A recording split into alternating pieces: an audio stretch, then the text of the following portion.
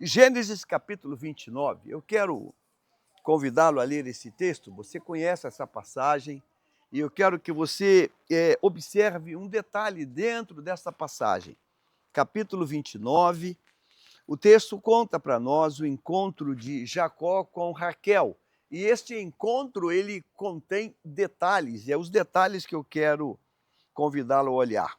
O texto diz assim: Jacó se pôs a caminho e foi à terra do povo do Oriente, olhou e eis um poço no campo e 3 rebanhos de ovelhas deitados junto dele, porque daquele poço davam de beber aos rebanhos. E havia uma grande pedra que tapava a boca do poço. Ajuntava-se ali todos os rebanhos dos pastores, removiam uma pedra da boca do poço, davam de beber às ovelhas e tornavam a colocá-la no seu devido lugar. A continuação do texto, pulando agora para o versículo de número 7. E ainda, então Jacó disse: é ainda pleno dia? Não é tempo de recolher os rebanhos? Deem de beber às ovelhas e vão apacentá-las. Versículo 8. Mas eles responderam: não podemos, enquanto não se ajuntarem todos os rebanhos, e seja removida a pedra da boca do poço, e demos de beber às ovelhas. Enquanto Jacó ainda falava, chegou Raquel com as ovelhas de seu pai, porque era pastora. Quando Jacó viu Raquel, filha de Labão, irmão de sua mãe, e as ovelhas de Labão, aproximou-se, removeu a pedra da boca do poço e deu de beber ao rebanho de Labão, irmão de sua mãe. Amém.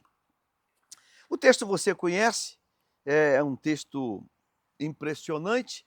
Ele fala desse encontro de Jacó com Raquel, essa paixão, esse olhar que incendiou o coração de Jacó, e Jacó, ele toma a dianteira atitude e remove a pedra que estava na boca do poço.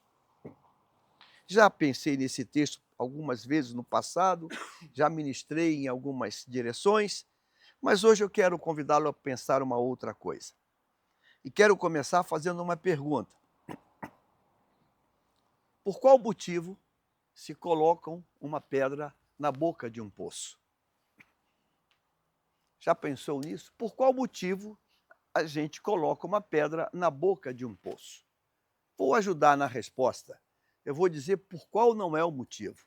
Não se coloca uma pedra na boca de um poço tendo o propósito de lacrar aquele poço, de fechar aquele poço, de impedir o acesso, de tirar água naquele poço. Então o motivo não é lacrar, o motivo não é blindar, o motivo não é cerrar.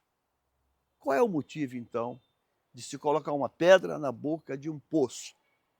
O motivo é proteção, é cuidado, é para que aquele poço ele não tenha alguma coisa muito frágil, uma folha, um galho, e o vento soprando afastou, e alguém tornar-se vítima daquele poço.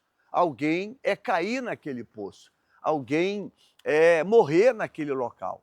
Então, o cuidado de colocar uma pedra na boca do poço não é impedir o acesso ao poço, é proteger alguém de cair no poço. Um animal, uma pessoa, alguém desatento, desavisado. Então, se o motivo é proteger o poço, de proteger alguém, não o poço, alguém, de alguém cair naquele poço, é como um bueiro de rua que tem aquele tampão, é proteger alguém de cair lá dentro. Uma pessoa, um carro, alguém. Bem, dito isto, esta pedra que está sobre este poço, ela tem uma finalidade. E a finalidade você já entendeu, é não deixar o buraco exposto para vitimizar alguém. Ora, o texto diz que os pastores todos chegavam e ficavam aguardando até que todos estivessem ali para depois remover a pedra e dar de beber ao rebanho. E Jacó chega, ainda faltam pastores a chegar. Vai chegar Raquel daqui a pouco, mas ainda faltam outros. E Jacó, olhando para o tempo, vendo que o dia está a pino, e não entendeu. Ele falou, por que vocês não dão de beber ao rebanho e levam para pastar novamente, para o alimento do pasto? E eles respondem, nós não podemos, a resposta deles é essa aqui, não podemos, enquanto não se ajuntarem todos os rebanhos, todos os pastores, e seja removida a pedra do poço. Essa resposta deles, aparentemente, ela contém um conceito que a pedra é muito pesada e tem que ter muita gente, muito braço para tirar a pedra do lugar. Esse é o teor da resposta deles. É o que passa, né? Mas eu tenho uma pergunta, e a pergunta que eu tenho é a partir da primeira informação. Para que se coloca uma pedra na boca de um poço? Para blindar, proteger, lacrar, deixar fechado para sempre, ou para proteger? Eu creio, você também vai entender isso, que não é para blindar o poço, é para proteger alguém de cair. Então, por que os outros pastores que já tinham chegado não tiraram aquela pedra? Será que Jacó é um Superman? Será que Jacó é um homem muito poderoso? Não quero crer nisso. Eu acredito que Jacó tirou aquela pedra por uma simples razão. E é a razão que te falta. Por uma simples razão, e é a razão que muitas vezes me falta. Muito simples, muito elementar. Jacó tentou. Jacó tentou.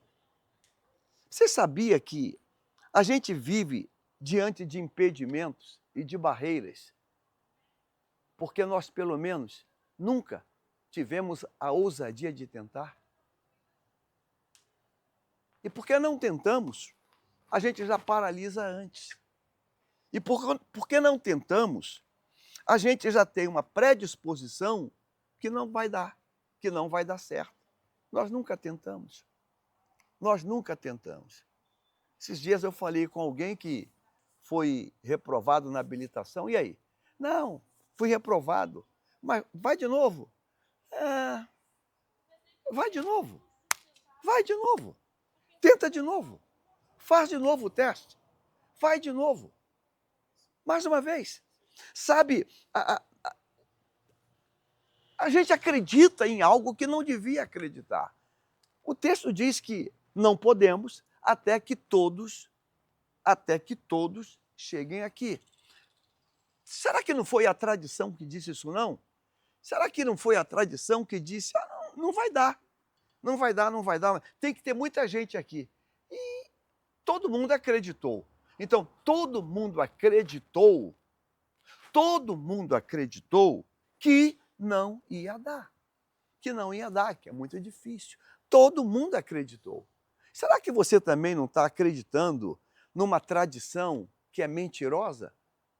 Será que se você tentar, será que você não consegue? Jacó, apaixonado por aquela moça que chegou, ele disse, poxa, quem sabe isso aqui é uma oportunidade de eu ficar bem na fita. Ele foi para lá, ele colocou a mão, ele não tinha uma energia especial. E quando ele colocou a mão, ele descobriu que era possível. A pedra moveu um pouquinho. Ele forçou um pouco mais e a pedra arrastou um pouco mais. E ele tirou a pedra. E ele afastou a pedra. E tirou a água. Pelo menos tenta. Vou repetir. Pelo menos tenta. Pelo menos tenta. Tenta pelo menos. A única coisa que vai acontecer é você não ser bem-sucedido na primeira vez. Essa é a única coisa. Mas pelo menos tenta. Pelo menos se apresenta. pelo menos se coloca, pelo menos faça isso. Pastor, pelo menos se apresenta, pelo menos se apresenta. E quando você pelo menos se apresentar, pelo menos tentar, você pode ter uma surpresa. Deu certo. Sabe? Deu certo. Porque eu tentei. Então, deu certo. Deu certo porque eu tentei. Eu sempre tive comigo dentro do meu estilo de vida, de ser, foi sempre assim, eu vou tentar. Eu vou tentar. Eu nunca aceito não de canto nenhum. Eu sempre digo, eu vou tentar. Eu vou tentar. Porque quando eu tento, eu tenho a meu favor a possibilidade de ser bem-sucedido. Agora, se eu não tento, eu já tenho a sentença da derrota. Já tenho a sentença da derrota. Você lembra a história de Davi? Davi não tem espada, Davi não tem armadura. Vai falar assim, cara, eu nem sei usar isso aí. Eu vou tentar com o que eu sei. Eu vou tentar com a minha funda, eu vou tentar com as minhas pedrinhas, eu vou tentar com o que eu sei. E vai que, com o que eu sei, vai dar certo. E deu certo. Então eu quero dizer para você hoje que Deus tem uma predileção por coisas improváveis. Deus gosta de improváveis. Agora, se você pelo menos tenta, você está dentro do foco do olhar de Deus, porque você tentou. Você tentou. Então, Zaqueu, lembra? Zaqueu, ele tentou. Eu vou montar aqui, receber uma estratégia. Vou correr na frente, vou subir numa árvore. Quem foi que fez isso no passado? Ninguém. Quem pensou nisso? Ninguém. Mas ele tentou. Ele tentou e deu certo. Os 4 homens que levaram um paralítico, durante todo o trajeto, vinham falando com ele: você vai ser curado hoje, você vai ser curado hoje, creia, você vai ser curado hoje. Aí chegou na casa, não dá para entrar na casa. Ninguém quer ceder lugar, não dá para entrar pela frente, pela janela, não dá. E aí o que faz? Ô, meu amigo, nós tentamos, tá? Tentamos, mas não deu. Foi essa a resposta? Não, não, não. Passamos o tempo todo dizendo para ele que ele vai ser curado e não tem como entrar pela porta. Ah, tem outra opção, vamos pensar. Quem sabe se a gente subindo no telhado, abrindo um buraco e descendo ele, a gente pelo menos vai tentar. Sabe, todo mundo está ali esperando horas para que todos os pastores cheguem. Eu tenho uma outra colocação. Vamos imaginar que fossem 6 pastores, 7 pastores. Já chegaram 6, falta um. O um não chegou, atrasou, teve uma dor de barriga, uma cólica e ficou lá no meio do pasto. Ele não veio dar água. Os 6 vão voltar para casa sem dar água? Porque, afinal de contas, está faltando um. Um não chegou. E não podemos, enquanto não se ajuntarem todos. Então está faltando 2. E como é que a gente faz? Está faltando 2, vamos ficar esperando. Ou então, como passou a hora, hoje a gente desiste. Hoje as ovelhas vão jejuar de água. A gente tenta dar água amanhã. É assim que você trabalha? Pelo menos tenta. Eu quero terminar dando testemunho de uma querida que trabalhou lá em casa no serviço de secretária ajudante. O esposo dela, um homem ímpio, um adúltero, e ela não aguentava mais, serva de Deus, e ela disse, não, chega, não vou mais viver. Já estava pegando doença dele, porque ele procurava pessoas na rua, e ele rogou uma praga para ela. Ele disse, ah é? Estou indo embora então, e você vai morrer de fome. Você vai morrer de fome, você não tem trabalho, você vai morrer de fome, e vai vir se rastejando os meus pés. Essa moça começou a fazer faxina, começou a passar roupa, e ela trabalhava numa casa, uma casa indicava para outra. Ela fechou a semana dela fazendo faxina, passando roupa. E essa moça, que é uma senhora, ela comprou um terreninho aqui em Pedra de Guaratiba. Esse terreno de posse, terreno barato, pagando a prazo o terreno. Ela comprou o terreninho, pagando a prazo. Terreno pequeno. E ela falou, já acabei de pagar o meu terreninho. Aqueles terreninhos de 8 por 15, 8 por 10, coisa pequena. E ela começou a fazer uns buracos. Fazia uns buracos. E a vizinhança via, olha, fazer um buraco aqui, fazer uma sapata. Aí fez uma, fez duas, vizinho ajudava, fez dois, fez três. Comprou um tijolinho, levantou uma parede. Ela não era pedreiro, mas ela via. E como é que faz? E ela foi levantando, foi levantando. Aí ela conta que um dia, aquele ex-marido, aquele Nabal, passou por lá e viu já a casa já em ponto de laje. E perguntou para ela, e aí, crentinha, quem é o amante? Quem é o amante Ricardão? O pessoal olhou, ele repetiu, quem é o amante Ricardão? Ela fez assim, ó, aquele que está lá, ó, é aquele que está lá em cima. É o meu Cristo, é aquele que está ali. Ela bateu a laje naquela casa. Ela fez uma casa de alvenaria. Sabe por quê? Porque ela tentou. Eu estou falando com alguém aqui hoje, estou falando contigo, que está esparramado nesse sofá. Pelo menos tenta. Pelo menos tenta. Porque Deus vem e faz uma parte. Deus vem e nos acorda. O resto é com você.